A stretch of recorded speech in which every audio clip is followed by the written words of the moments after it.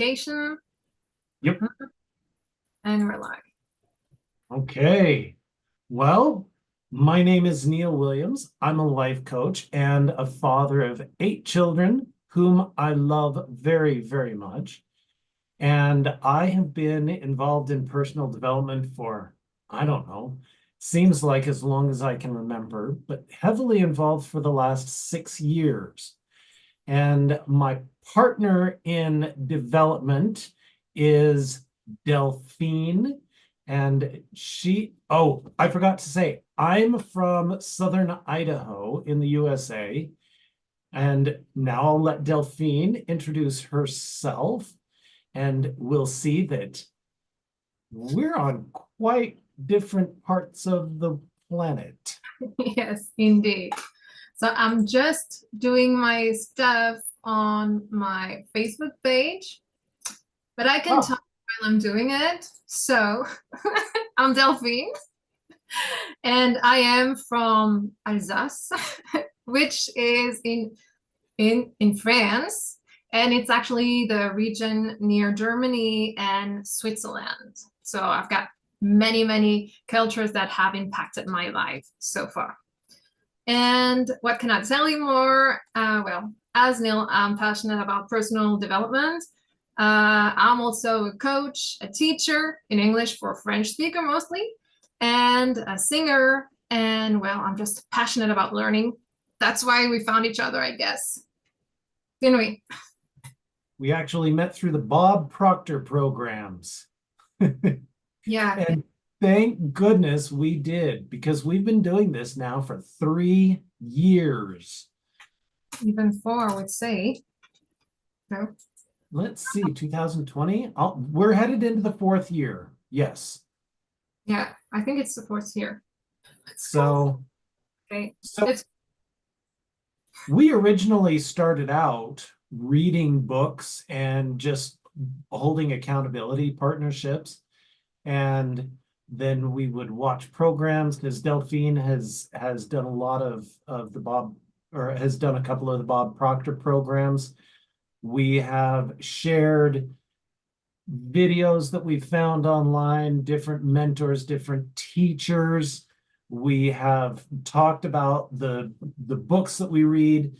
We have been through, in almost 3 or 4 years, we've been through a lot of ups and downs together as well. we have. And so one of the things that we realized is there have to be other people out there who are kind of struggling with personal development, want to see how it works for them. And with our experience, we decided, let's get authentic. Let's open up and share what we've learned, what we've seen, what we've done, the value that we've gained, and the frustration that we've run into.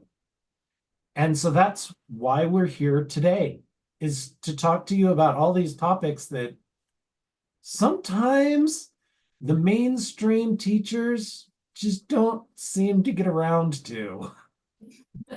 Well, they would mention it, of course, and but well, it depends on the person. I mean, the past, the experiences, and what one teacher or coach is going to develop is not going to resonate with you or with me. And it's true that sometimes I'm gonna say, "Hey, have you heard what I don't know, Coach B has said?" And you say, "Oh no, what?" And but before you hadn't really resonated, but because I talked about it and I reformulated it, well, oh yeah, now I see it. And yeah, so how did we come up with the idea of authenticity? I think you've suggested it last week or the previous episode. Yep, Mm-hmm. I did, because we were talking about relationships. And one of the things that I totally agree with is that authenticity in a relationship is absolutely essential, but it's also very difficult. But you see, what is authenticity? That's the regret. Okay, so for me, and I was thinking about this all week because I've been so excited about this episode. Authenticity is showing up as you truly are. Now, the reason I said that it's difficult is because most people, me included, for many, many years, hide ourselves from ourselves. We're so good at cutting off little bits and pieces. Oh, I can't be psychic.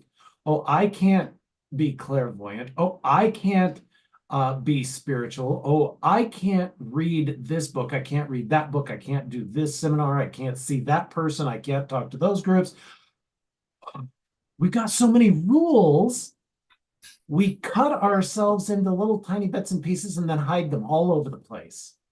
And you see, what you're alluding to is kind of abilities and that need to be seen as someone who is skilled and competent.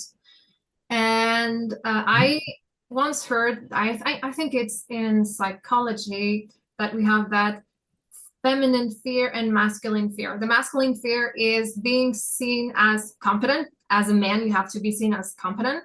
And as a woman, you want to be loved. And I think it's Jung, femina. Anyway, so I've got the words in French. Anyway, but so there is the skilled part of us, what we're able to do, but then there is the part about how do we feel? Can we express our feelings? Can we be really open? And sometimes we think we're authentic, we think we're honest, but as we didn't see some parts of ourselves, we get stuck in situations and we wonder. And this is when when we are in relationships, when we confront them, and then there's something it's not working. And why? Because we're not being authentic. And yeah, even though we think we are, we believe we're being authentic. But all we're really doing is just complaining. And that's where, in my mind, personal development is so important, because it encourages you to know yourself. I started the book As a Man Thinketh the other day, and it reminded me really clearly, because I've been having an argument at work, and the argument is I want to be in control. I want to be in control of myself. But it wasn't until I started sitting down and thinking about it that I realized I have been begging for my boss to give me approval.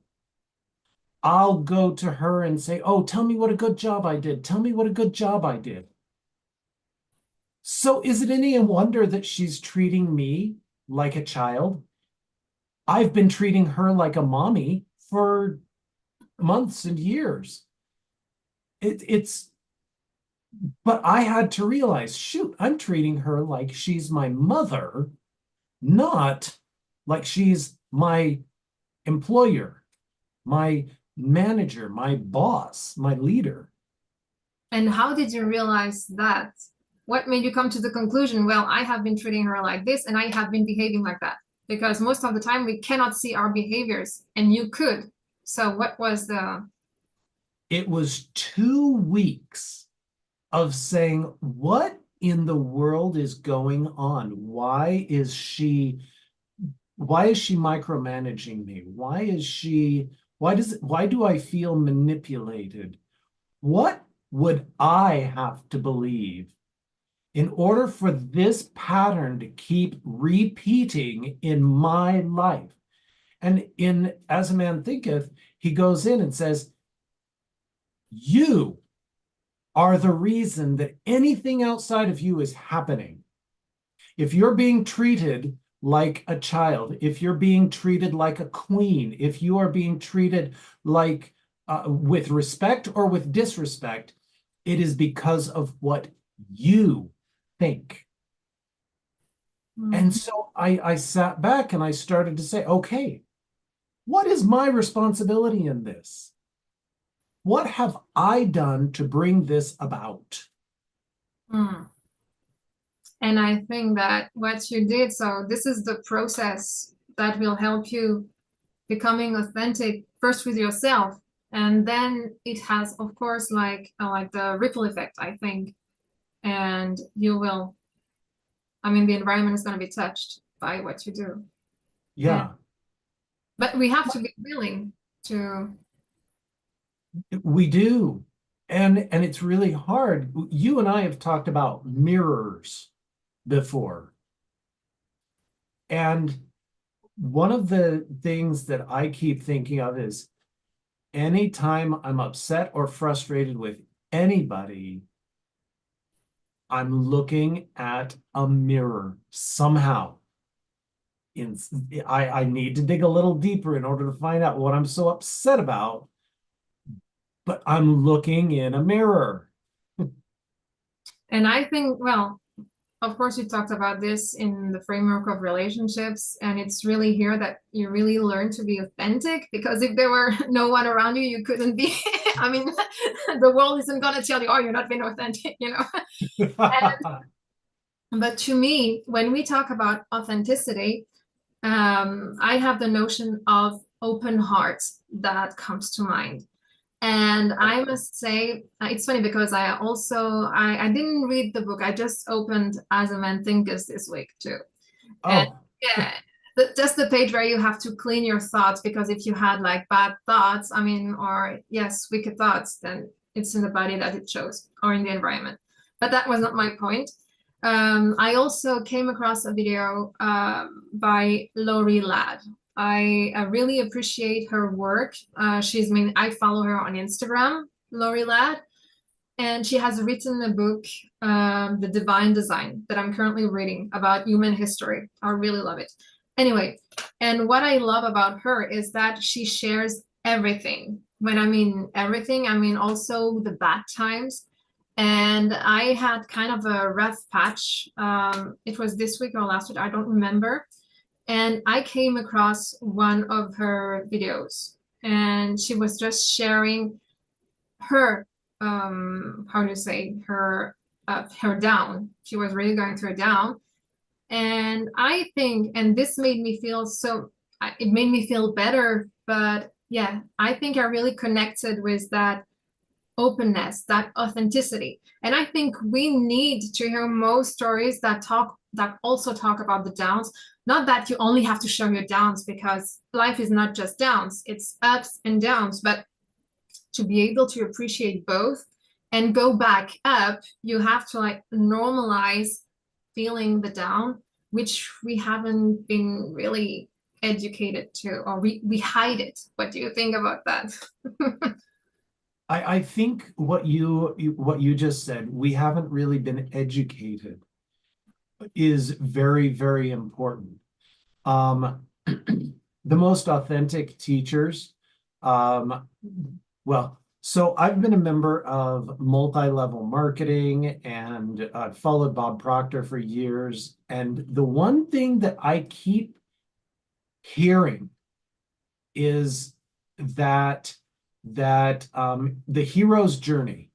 Basically, I started out as a poor farm boy, no education, didn't know what I was doing. Then I had the chance, something changed, some little thing changed, and I had the chance to leave my home and develop this trade. Bob Proctor was fantastic at it, talking about how he um, was poorly educated. They always talk about how Thomas Edison struggled in school. They talk about how Einstein struggled in school. And they do that to, just like you said, to normalize, to let you hook in. They're human, they're normal, they're the common man. And then they take you on this upward swing of and I was making millions of dollars, and I invented the atom bomb, and I was able to solve huge problems. Then they take you up, and you can rise with them because you could identify them when they were at the bottom of the swing. Yes, they make you connect. And though I would say, okay, they do that, but I think what's missing is, do we see the pain, the real struggle that they went through? We hear the stories, but we've never met Edison. We've never met that one person who made it. And we never, of course, we connect to a story we hear, but have we seen it? And I think that sometimes what's missing is really seeing the harsh truth, of those moments.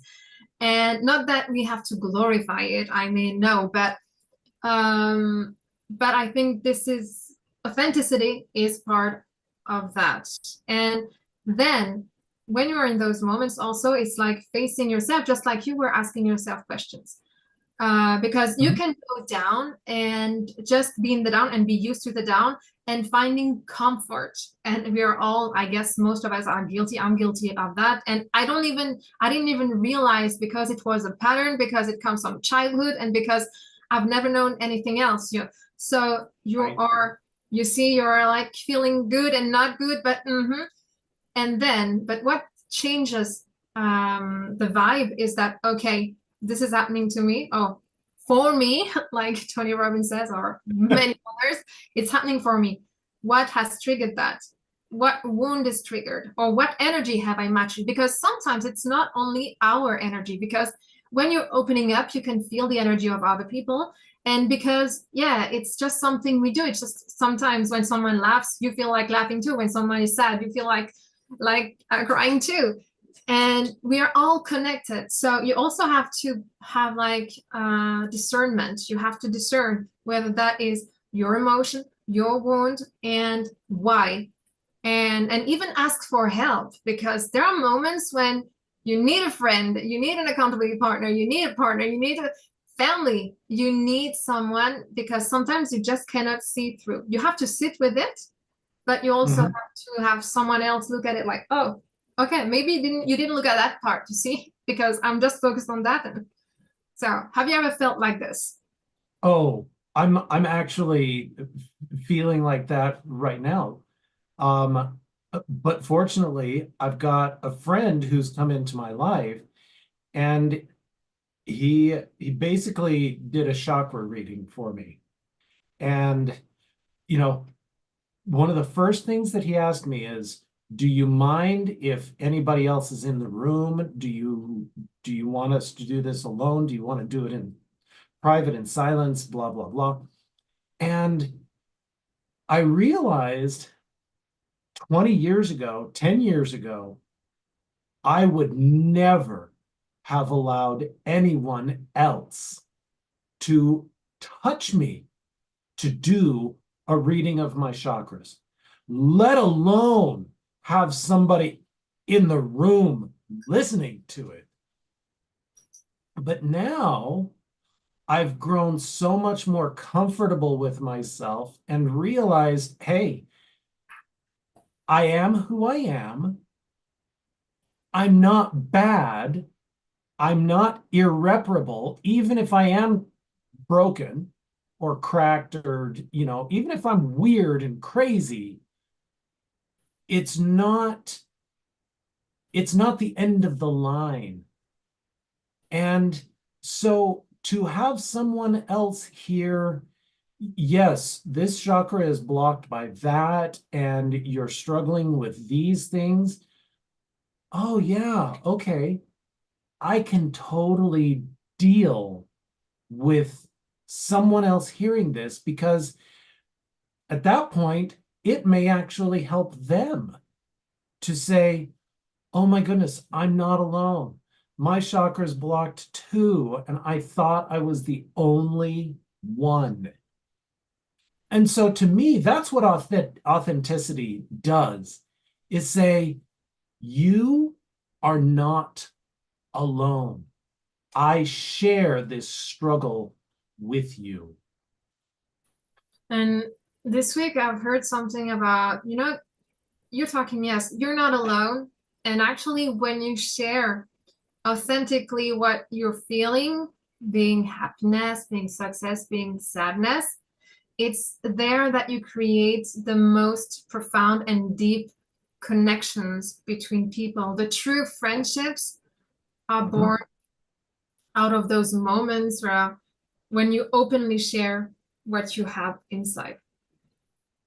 So that was another part of this topic, is that one of the greatest human fears is not connecting with someone on a deep level. Now, the biggest problem is we all wear these facades. And so we don't want to share ourselves authentically because we want to keep up the facade of I'm wealthy and I'm happy and I'm healthy and I'm strong and I'm capable and I'm self-confident and etc. Um, we don't want people to see I'm weak. I sometimes I cry. Sometimes I don't know what to do. Sometimes I'm indecisive. Um, and when we run into that, we're showing the facade, but it actually makes it impossible for anybody to connect with us authentically. Right. Yeah, I totally agree. We love the facade, and paradoxically, we admire people that really talk with the heart and show what's behind. Artists are most of the time people who suffer and show their suffering, and that's why we adore them. And I was just reminded of that because I had written something on. There is a French artist. I don't know if you know him. His name is Stromae, and he's done Cochinella, the famous festival. I'm not even sure I pronounced it correctly. Anyway, and he kind of had, well, he took a pause because he needed it for his mental health because he's really successful. He had been touring the world and he's known everywhere. And but he struggled with depression and he needed time Mhm. with his family.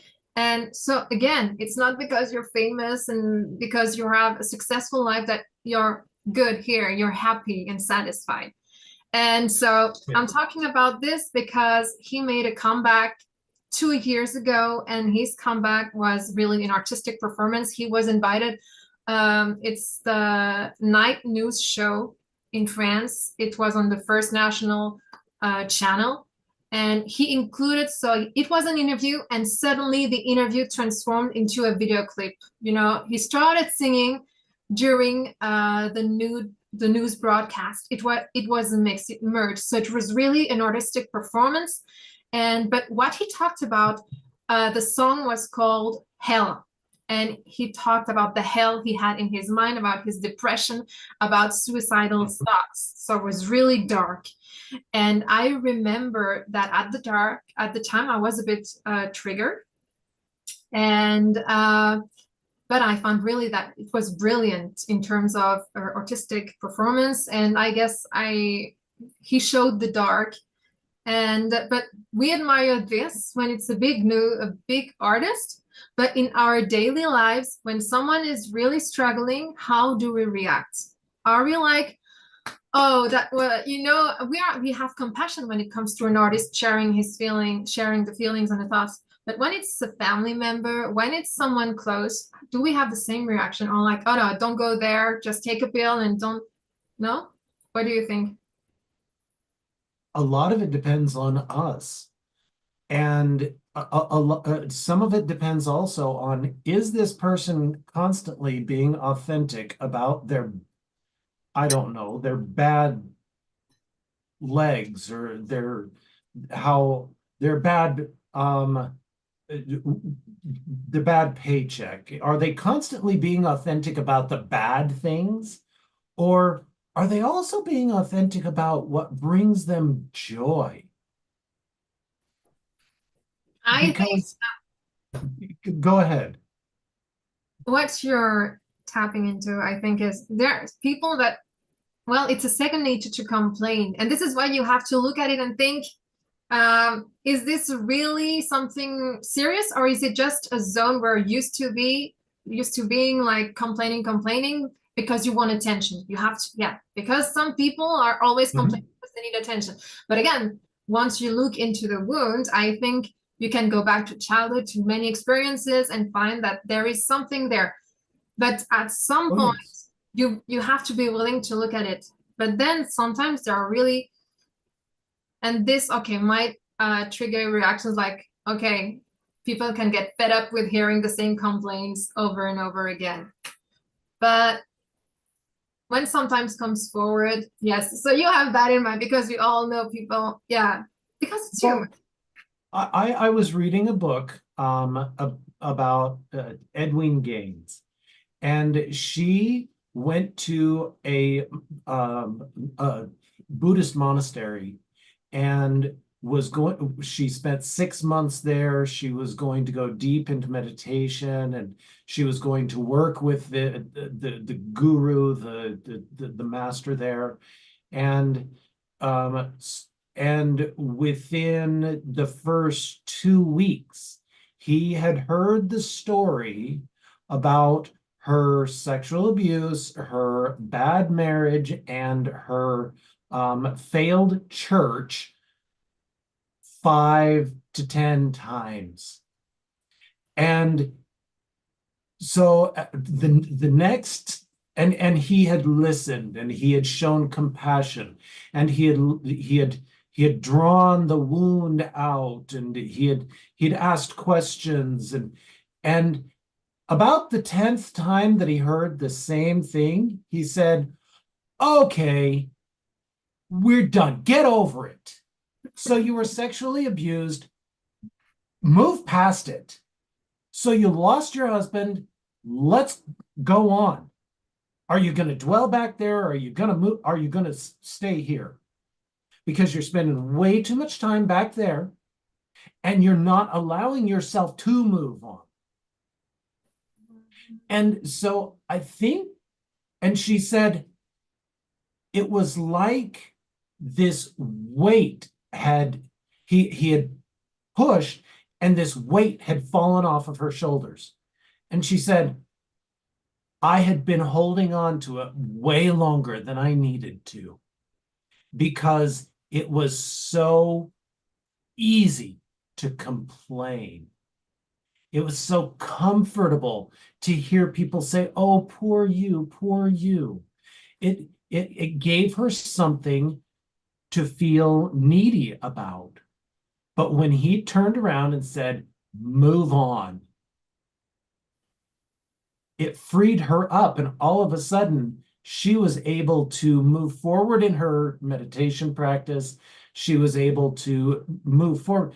And so that's why I say authenticity isn't just about telling all the bad things.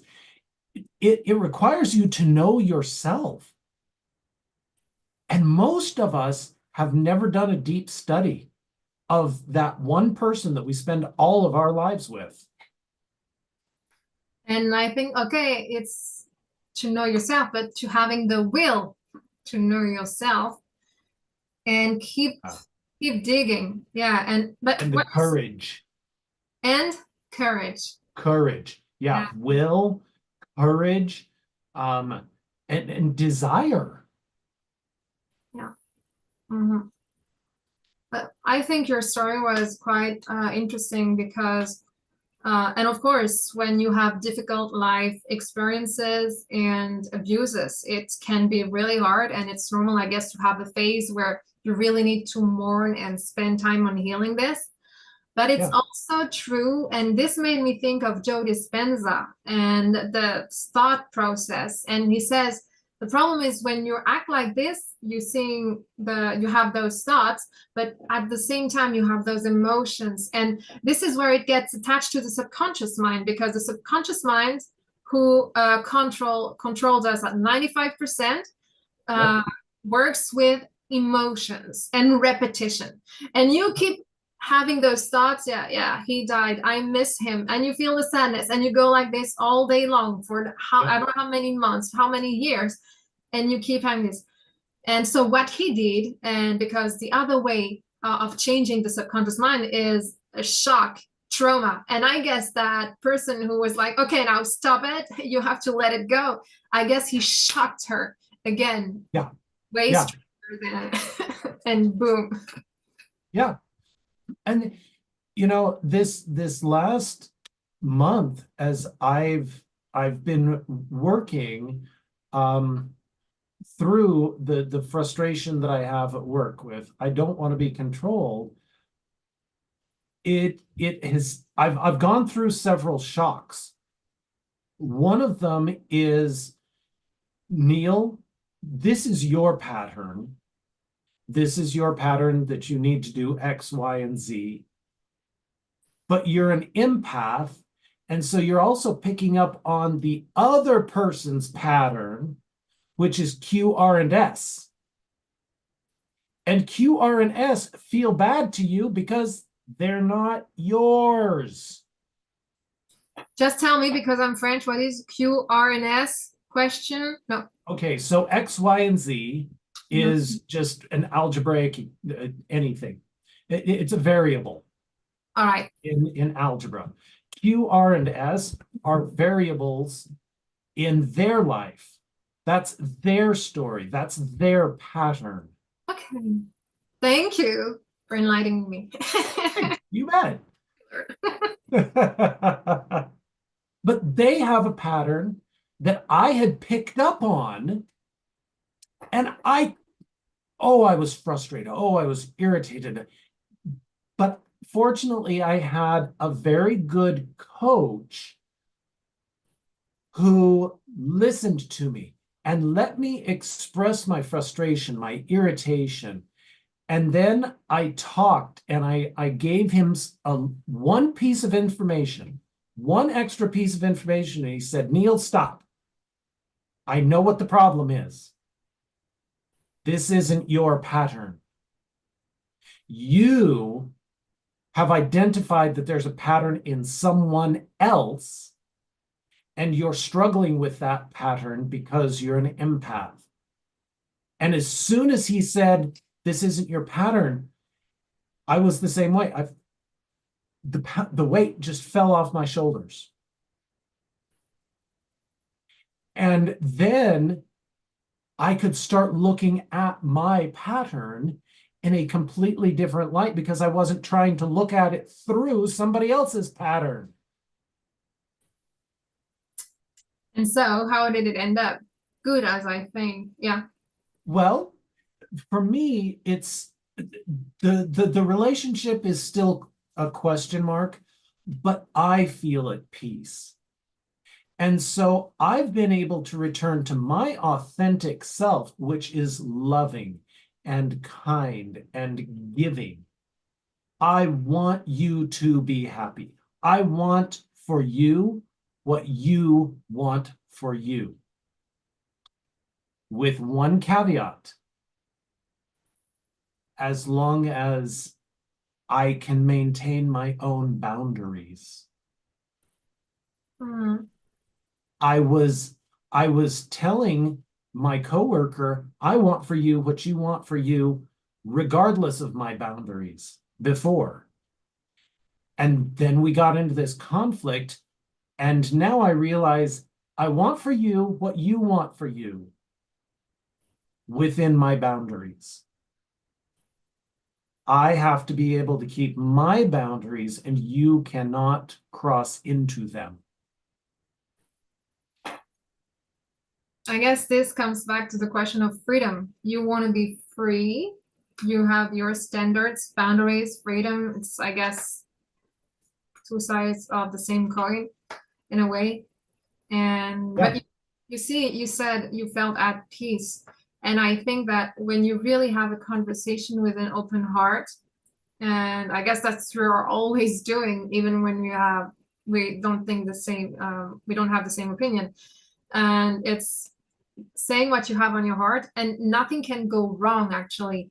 And when you're having, I mean, an argument with someone, the way you say, there are many ways you can say something, but when you say it with your heart, you normally the other person is going to open up too. Normally. Yeah. And that's what was happening with me, is that I wasn't able to open up my heart because of this block that was somebody else's problem in my energy system. I'll never forget. I had a friend who he could walk into a room and say, "You're kind of a angry old lady, aren't you?" And the person that he was addressing would say, "Yeah, I kind of am." All the rest of us, if we walked into the room and said, "You're so beautiful, we love you, we will do whatever you want us to," she'd be mean and cantankerous and just a total jerk. But he came in and said, "You're kind of an old mean person, aren't you?" And he said it with complete honesty. See? "I see you. You look mean and angry. Is this true? I'm not judging you. I'm not telling you that's bad. I'm just telling you this is what I see." And she was so taken aback by that she said, "Yeah, I am kind of a mean old lady." And to me, that's the power of speaking authentically. I don't need to make you bad. I'm just going to tell you what I see honestly, and you can do with it what you want. Just when sometimes you tell me, Delphine, you're going a little crazy here. I accept it. Yes. Yeah. And no judgment. I think that's what the old lady, she didn't feel judged. He just said it. Just point blank. Boom. Truth. yeah, Truth bomb. yeah. And she didn't attach a meaning to it because this isn't a judge. I guess that's the difficulty, is being able to speak honesty without that judgmental nature. I think that's what authenticity is being able to say something true without attaching anything else to it. Mm-hmm. I think too. And I cry during sad movies. okay. Okay. So I what? mean, and that's it. I can admit that to you because you're not judging me. You're going, "Oh, didn't know that about you." Mm-hmm. Um, and so being able to tap into your own authenticity, that's something. It actually takes practice. It takes practice, and but also when you're starting on that path, I also, well, because I think I'm on the path of authenticity, or I try to be the most honest I can be. Yep. And so when you start being that honest, I think that some people are not on that path yet, just because it's not their timing, because we all have a timing on our Oh journey. yeah. Yeah. But authenticity is quite, how would you say, it has side effects and quite radical side effects.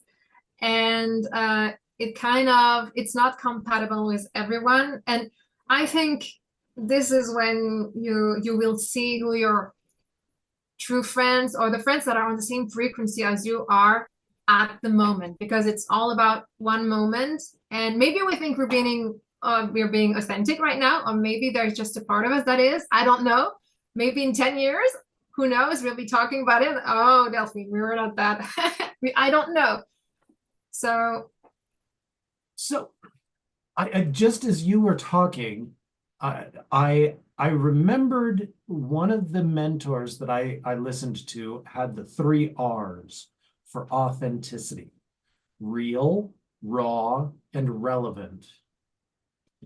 And he built it up in this way, and it really helped me understand what it means to be authentic. So he said, I had just been through a bankruptcy. My wife was threatening to leave me, and I was feeling really depressed. So the cashier at the local convenience store said, "How are you doing today?" And I said, "Let's get real. Not very good. Let's get raw. I'm filing for bankruptcy. My wife is getting ready to leave me, and I feel absolutely devastated inside." And then he said, and I saw the cashier, the customer service person go, you bet. and that was when I realized I need to make it relevant. That person didn't want to hear about my problems. She wanted to hear, "Oh, I'm fine." But I need to be able to find people who it is relevant with. So friends, therapists, coaches, because if I have a client who comes to me and says, "I'm doing great," and then doesn't do the commitments that they have made, I know they're not doing great. There's a block there. And you need to be honest with me. If I give you an assignment, if I give you a homework assignment, and you feel resistance, you need to be honest and tell me, "Neil, I'm not going to be able to look in a mirror and tell myself that I love me." "Oh, okay. That's the issue. That's the block. Let's talk about that block." And if you're authentic and honest and real and raw and relevant, we can deal with that block. We can take that block. We can find the way around it. We can figure out what to do with it to remove it. And then we can move forward. But if you just tell me over and over and over again, "Oh, yes, I'll do it," and then you never do, that's not authentic. But I think you've spotted the origin of that pretty clearly. We're used to, "Hey, how are you? Fine, good, and you?" And in a language course, Oh, yeah. that's the first thing you learn. How are you? Fine, good. Thank you. I just came in, my youngest student, 6 years old. I entered the room. I just said hello. She's like, "Fine, thank you, and you?" I didn't even ask. Bien, gracias. ¿Y usted? I didn't hear what you just said. Sorry. Bien, gracias. ¿Y usted? Muy bien, gracias. Yo también, yo también. Exactly. Now in Turkish. No, I'm sorry. Okay. But the thing is, we're not used to being raw. We're not used to being truthful because society has taught us not to be. Society has said, "Okay, you Yep. have to smile, everything is good, and just, okay, the makeup, everything is okay." Just be fine. And no, don't show anything that comes from the inside, actually. So I'll tell you, whenever I go to church meetings, of course, the first question is, "How are you doing today?" And I lived in Russia for 2 years. And one of the things that I learned is you don't do that. You don't say that unless you really want to know. Because if you ask that of a little old lady in an elevator on the way down from the 20th floor, she will tell you exactly how she is. And none of it's going to be good. But she will tell you about her bunions, her diarrhea, her gastrointestinal problems. She'll tell you everything. And so I used to specifically ask, do you want the American answer or do you want the Russian answer? I would go for the Russian answer right now. See, but the Russian answer is much more authentic. Hmm. And I'm sorry, even in personal development, where you're taught, how are you today? Outstanding. How are you today? Fabulous. How are you feeling today? I am a lottery winner.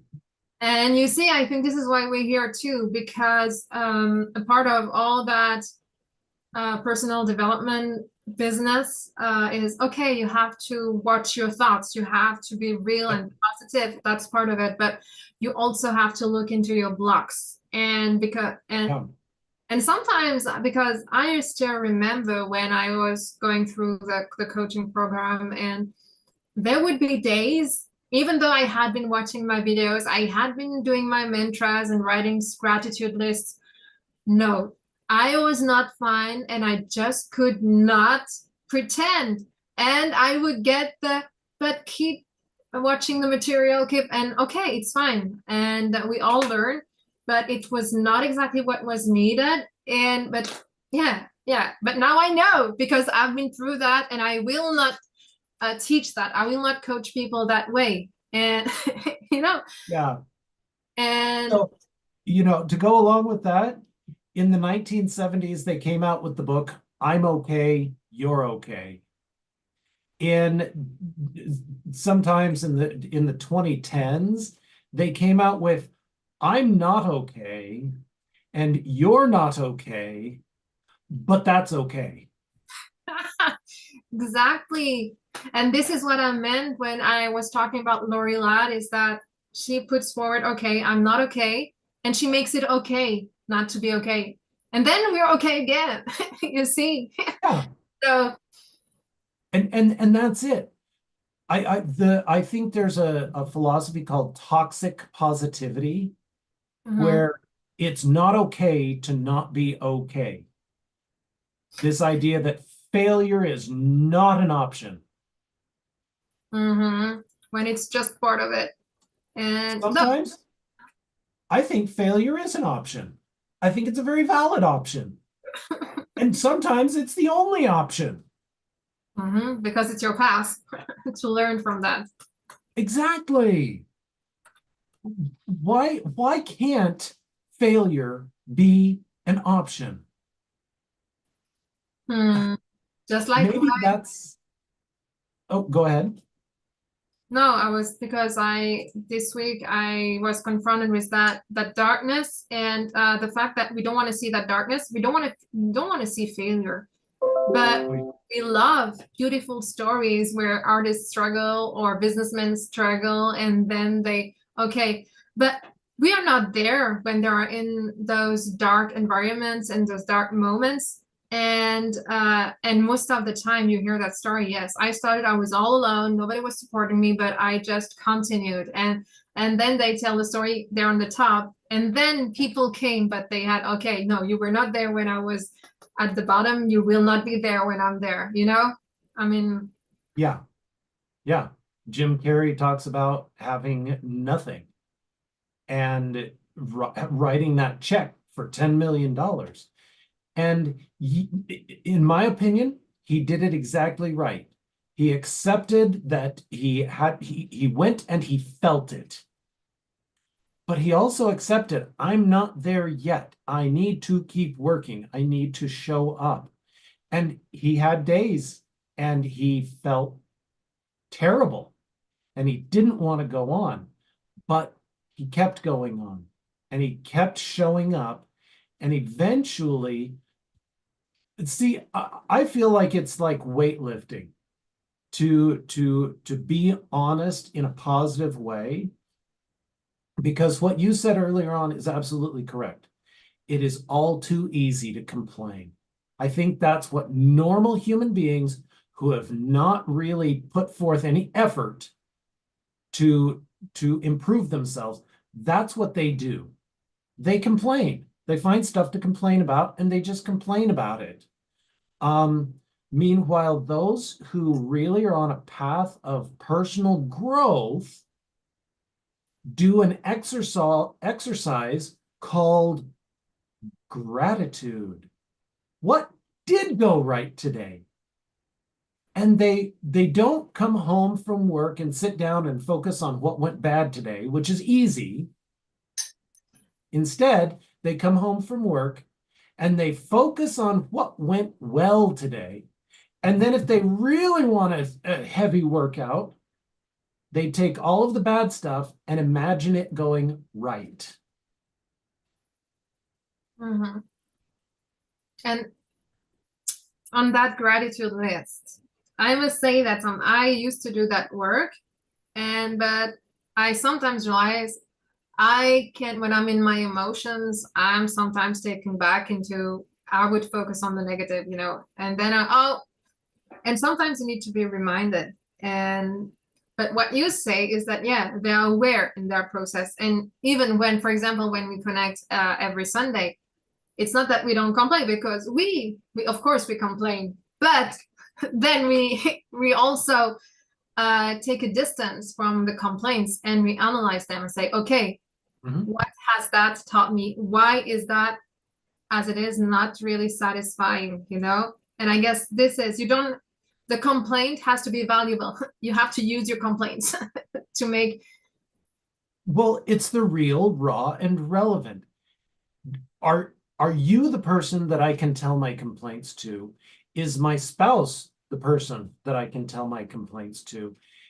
Am I complaining just to feel bad for myself so that you'll tell me, Neil, you're a good person, you're okay, it's okay?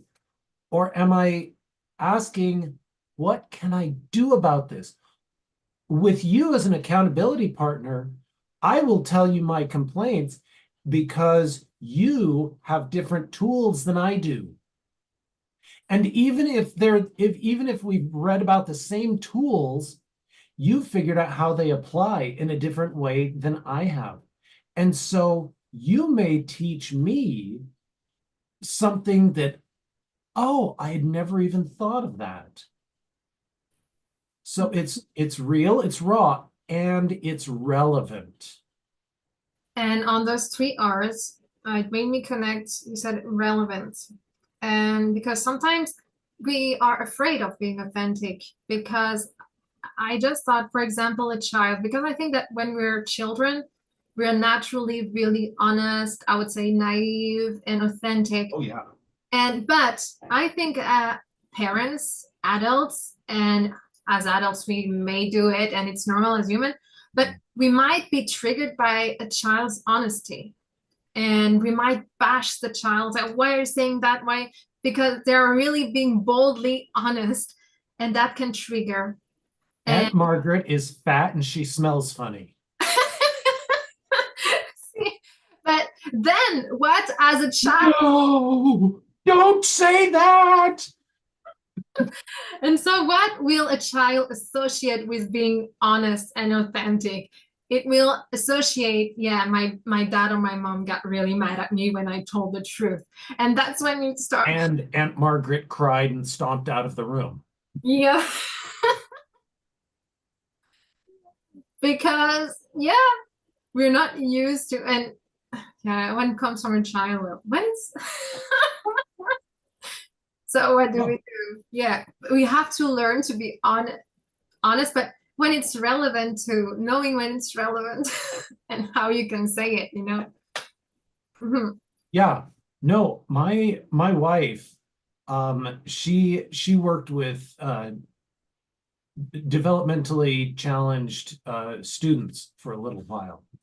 And one of them really just, he was kind of abrasive, but he met her for the first time. He walked up to her and said, "You're tall." She said, "Yes, I am." "You're fat."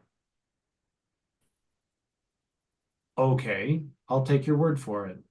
Well, later on that day, my wife met his mom, and his mom is like skinny, beanpole. And so even though my wife, only carries an extra 20 pounds, to him, my wife's fat. To him, she is this way. And so she began to realize, you know what? This is his perspective. This is honesty from his perspective. Mm. And so after that, he would come up and say things to her, and she would say, okay. And you see, I think you just pointed out the fact that authenticity depends on where you at and where you stand. It's all a perspective. And that's also Yeah. why at some point we love our first job and then we're like, oh, I don't want to do this anymore because it's not in a line or we're not being authentic in it, you see? And I guess alignment, authenticity, it's all, of course, interconnected. And yeah, maybe it could be a topic too. I don't know. It just came. That's not a bad idea. Yeah. Because in my opinion, if you are truly aligned, you are authentic. Yes. You just simply say, this is not the job for me. I need to do something else. Mm-hmm. And if I think also part of authenticity, and then I know we have to go, I think a part of authenticity is listening to your own inspiration. Being willing to hear that inner voice that is you telling you what you need to do. Because nobody else knows what you need better than you do. Nobody else knows what you feel better than you do unless you've given away your power. And that's a topic for a completely different day. But it's all about, if you're listening to yourself, I believe you can live in authenticity. And there is the power, your power. Mm-hmm. Yep. I guess on that, that's a beautiful conclusion, Neil.